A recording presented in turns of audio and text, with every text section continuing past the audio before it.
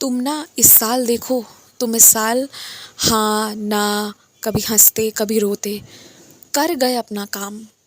तुमने जो लक्ष्य तय किया था वो तुम कर लिए। तुम ध्यान से देखो, गौर से देखो, और अब अगले साल के लिए भी ना कुछ ऐसे लक्ष्य बनाना जो तुम कर सको।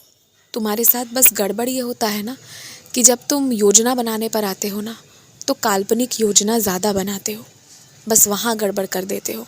वास्तविक योजना बनाना और उस पर अमल तुम करोगे। अगर वास्तविक योजना बनाए तो तुम अमल भी कर पाओगे, मेरा विश्वास है ये। मुझे ऐसा लगता है ना, खासकर मेरी कुछ बेटियों के लिए, कि जब तुम्हारे घर का सामान तुम्हें उपयोग करना है, तुम्हारे परिवार वालों को उपयोग करना है, तो इसके लिए किसी और व्यक्ति को साथ क्यों ले जाते हो? ज़रूरत क्या है किसी और को साथ ले जाने की? ये मुझे नहीं समझ में आ रहा है। तुम दूसरे को ले जाते हो जिसका परिवार बहुत बड़ा है या तुमसे भी बहुत छोटा है, तो निश्चित बात है कि उसकी ज़रूरतें उनके अनुसार होंगी। और फिर सबके रहने का अपना अपना तरीका होता है, ढंग होता है, कारण होता है, और स्वभाव वो भी होता है, वो भी मायने रखता है। जिसे जिस चीज़ का प्रयोग करना है कम से कम उसे साथ ले जाओ, और जिसका जिससे लेना देना नहीं है उसे तुम उठा कर ले जाते हो।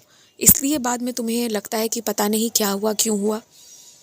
तुम अपने घर का सामान ले रहे हो, अपने घर के लोगों के लिए कपड़े ले रहे हो, तो बाहरी लोगों को क्यों ले जाना है इसमें? जिसके लिए लेना है सामान उसे ले जाओ, नहीं तो फिर अकेले जाओ, काम करके आओ। और अकेले चलना भी तुम सीखो। ये एक कमी है तुम्हारे अंदर, पता है? तुम्हें ना इस साल इस पर काम करना है। तुम अकेले चलने से भागते हो, तुम्हें भागना नहीं है। मैं ये भी नहीं कह रहा कि तुम जीवन में कभी अकेले रहोगे, कभी नहीं रहोगे। तुम्हारे पास लोगों का साथ रहेगा, लेकिन मैं ये ज़रूर चाहता हूँ कि तुम्हारे अंदर इतनी हिम्मत हो कि अगर अकेले भी चलना पड़े ना तो तुम चल लो। बिना कुछ सोचे, बिना परेशान हुए तुम चल पाओ। इतनी शक्ति रहे तुम में। तो इस चीज़ पर तुम्हें काम करना है।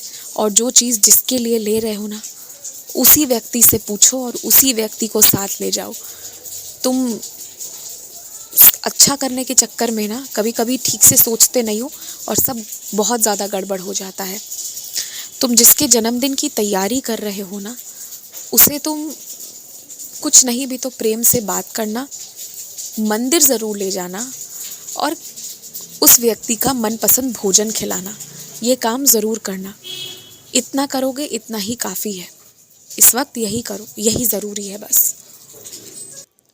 जिस व्यक्ति ने तुम्हारे इज्जत पर सवाल करने की कोशिश की ना, तुम्हें बुरी दृष्टि डालने की कोशिश की तुम्हारे ऊपर, उस व्यक्ति का कोई अस्तित्व नहीं है, और ना ही उसकी इतनी हैसियत है, इतनी औकात है कि वो ऐसा कर सके।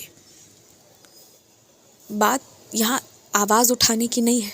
बात यहाँ ये है ना कि तुम सिर्फ उस व्यक्ति को गुर्रा कर एक दृष्टि भी देख लेते ना तो वे व्यक्ति शांत हो जाता। गलत चीज़ ना हर वक्त बर्दाश्त मत करो। और एक बात कहूँ, कभी कभी ना तुम जवाब बिना मुंह खोले अपने संकेतों से भी दे सकते हो, और जब आवश्यक हो ना तो उस रास्ते को भी अपना लो।